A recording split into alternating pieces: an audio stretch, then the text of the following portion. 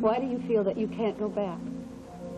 I mean, you said that you felt alone here without Nola, and I can guarantee you that at least 20 people in Pine Valley will welcome you with open arms because they love you. You will change their lives. And they would change mine. Only for the better. How do you know that? They would treat me as Tad Martin, like somebody that I was. And from what you told me, I don't know that I even like the guy. Maybe Tad Martin is better off dead. And Ted Orsini is definitely better off staying right here in California. Hey, aren't you tired? You know Junior's gonna be up at the crack of dawn for the Waffle Express. I can't sleep. You know, I was thinking if we took him ice skating tomorrow at the rink in Center City, nobody would recognize us. Adam would never find out. Brian, please, look, I have to think. I have a big decision to make. Oh, come on, it's late. You must be exhausted. I'm not going to be able to get any sleep until I make up my mind about something. What? If I have to watch Adam take Junior back tomorrow,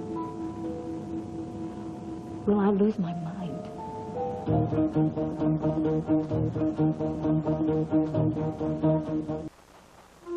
Look, why don't we talk about this tomorrow, okay? You're half asleep. I'm not asleep, Brian. I'm actually wide awake. I just want you to listen to me, all right, and to hear me out, because you know the facts as well as I do. I started to shut down again.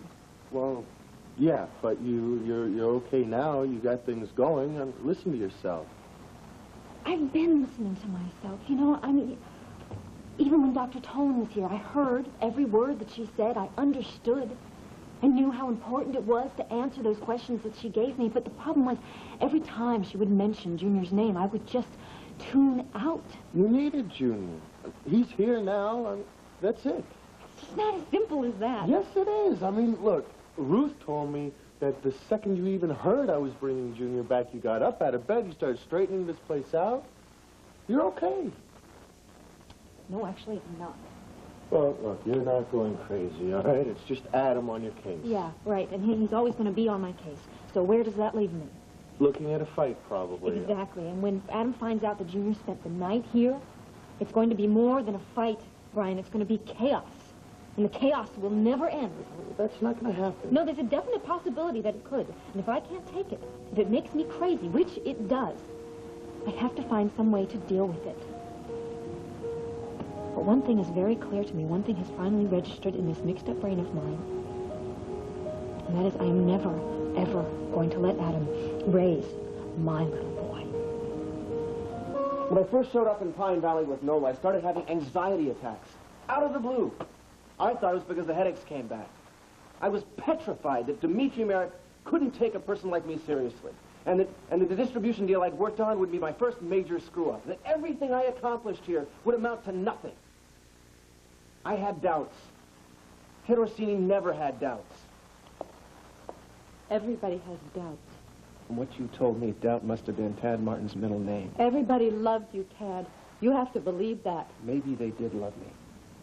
But I'll bet they felt sorry for me just the same. Because basically, I was nothing but a screw-up. Am I right?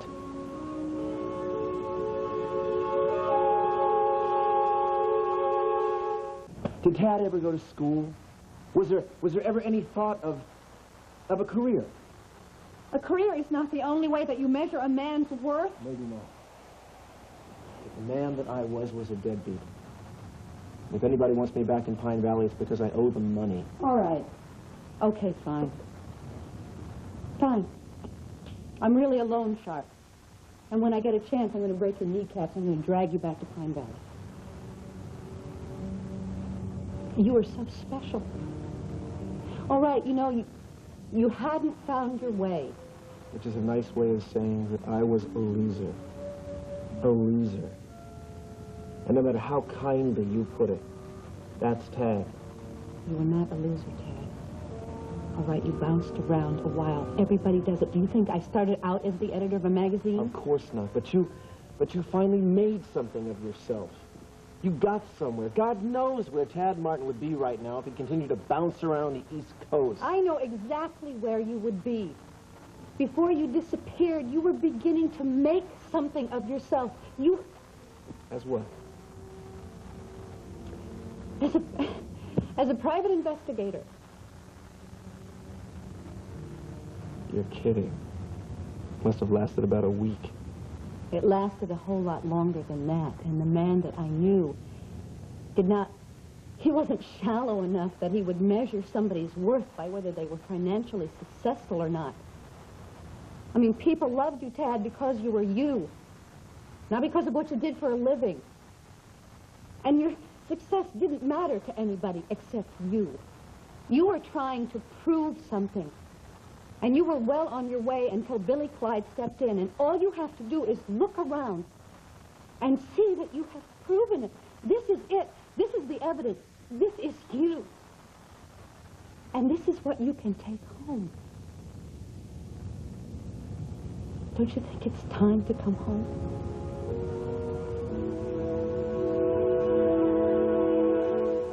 Even if I can't take care of Junior, I will not let Adam bring him up. I will not let him. We're not going to let him win. That moment on the bridge when I said maybe Adam should raise Junior, at that moment, I mean, I realize now that at that moment I was completely out of my mind. No, you were just trying to figure out what was best for Junior. I've been overwhelmed, that's what I've been, with fighting Adam and trying to take care of Junior. I haven't had time to think. I'm Junior's mother. He counts on me to protect him. And you do a great job. He's a great little kid. Adam will corrupt him. No, he can't do that because Junior is like you. He's not like Adam. Well, that makes it even worse. Well, I don't get it. If Junior is like me, then Adam will be able to do to Junior what he's doing to me. No. Dixie, no.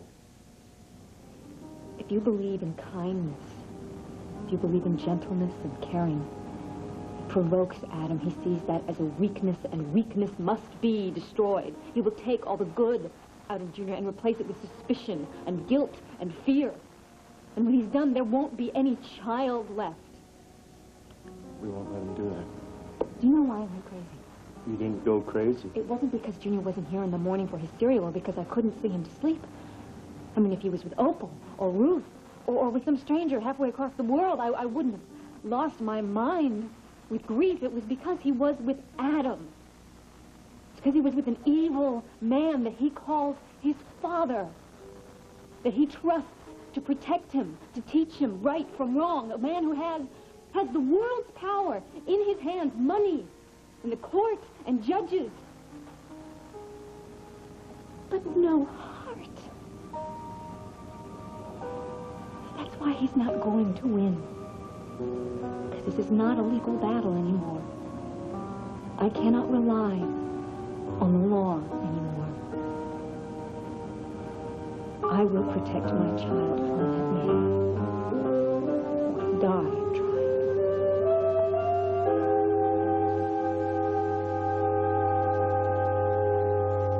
Brian, I've been thinking a lot, actually, and I've been going over and over everything, and I've even figured out why I was seeing Tad.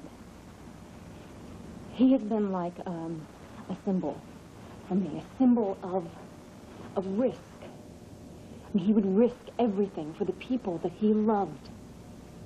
And he's gone now, and I have to take on that risk myself without anybody's help, not even yours. Oh, wait, look. Dixie, you need some help. No, I love you for wanting to, but not this time. Well, look, I'll do anything. No, this is something I have to do alone. Do you have some kind of plan? If I watch Adam take Junior tomorrow, I will fall apart, no question. And I cannot take another hearing. So what I'm going to do, I have to do tomorrow, in the morning. And what is it you're going to do?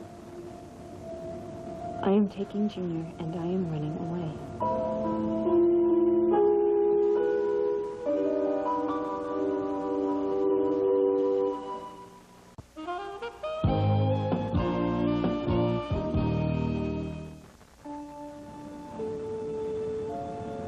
Dixie, you can't just run away. Brian, I have to. Adam knows that I'm in bad shape. I don't have a choice. Either I take Junior and I run away, or he takes him and he turns him into a bitter, mean-spirited image of himself? You know Adam will call out the dogs, though. And come on, the police are going to be looking for you. He'll hire every detective across America to try to find you. He won't find me. I've given this a lot of thought. I'm not going to call anyone. I'm not going to write anyone. No one will know where I am. And you want to do that? What I want for myself, it just isn't important anymore. Okay. Okay, what about a job? What are you going to do for money? I mean, he's going to check every hospital from here to Timbuktu. I can find other work. Friends. Family. I mean, what, you're just going to say goodbye? I'm not going to say goodbye. I'm just going to disappear. And when I miss you and my friends and my family, or if I get scared, all I have to do is think about Junior. And that he is getting his time to be a child. God gave me that boy as a present. I've never taken that for granted. My thank you back to him will be giving the world a fine young man. Somebody who is strong and kind, gentle and self-confident. Like you. Like Tad. The world can't have enough people like that, can it? I know you're not going to try and stop me, right? You're not going to tell anyone, right? No, I won't tell anyone. Because I'm going to go with you. You said that you could tell if I lied or not. All those people back home, they love you. Does that sound like a lie? All right, maybe they did love me. But they didn't believe in me. Apparently, I was worthless. I mean, my own father abandoned me in a state park, and my mother let him do it. My own mother. Did she believe in me then? I mean, did she ever believe in me? Nola Orsini believed in me. I've accomplished more here in 2 years than Tad Martin ever accomplished his entire life. No one wants to take that away from you. Nola Orsini came out of a dead faint, took one look at me, called me her son, and put me in charge. That was not the easiest decision she ever made. She had to fight daily with her board of directors to give me a seat. She kept bragging about how I had my father's head for business and my mother's taste for wine. Turns out she was right. Said about where they came from. That's right. It didn't come from them. Those things were yours to begin with. The point is, Nola Orsini had faith in me. And that faith made Ted Orsini succeed. Your parents felt the same way about you. I wish you could remember that. Ruth and Opal and Joe. I mean, they thought that the sun rose and set in you. I have a picture of your mother in my wallet. Which mother? Opal, the woman that gave birth to you. Would you like to see it?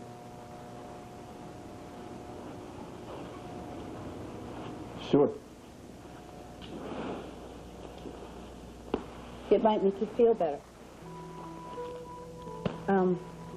It was a picture that was taken at Jamie's birthday. He doesn't always take the greatest pictures. Is that it?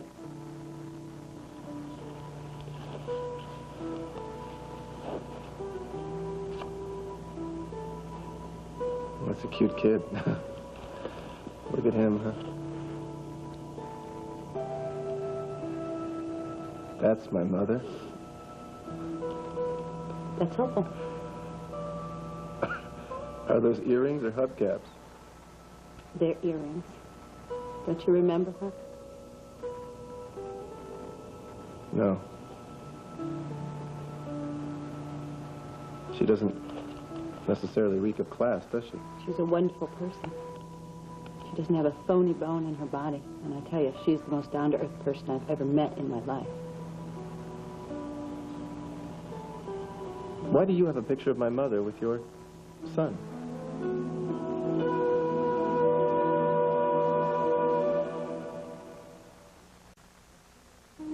Well, what does she do? I mean, does she walk into strange people's houses and take snapshots with their kids? What is it? No. She's not a lunatic, is she? She's a character. Obviously. So what does she do? I mean, does she entertain at kids' parties? Does she blow up balloons? What? Or is she your babysitter? Is that it? She looks after Jamie occasionally, yes. Well, if you trust her with your son, it can't be all bad. We're all close. I mean, everybody that loved you, we sort of have gotten together. It's like a family. I mean, Ruth and Joe and Opal, Dixie and I were connected. We all grieve together. We all sort of look after each other. She's got a nice smile. You know, Noel used to say that children were the be-all and end-all. The answer to all your problems. Whenever I got down, she would tell me to go find the nearest baby for a quick pick-me-up. She spent hours with local schools touring them around the vineyard. Of course, she had to meet every baby of any employee the minute they were born. She went to every baptism, communion, bar mitzvah, wedding. It's okay. I understand. I'm not suggesting a trade. I know nobody could ever take Nola's place. But your family and Dixie, they want you back. They want you back, whatever you've become and whoever you are. You think they do? We all just want you happy, Ted.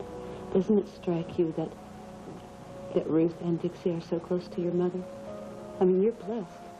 You're blessed with more than one family, and that's quite a blessing. What would Nola want you to do?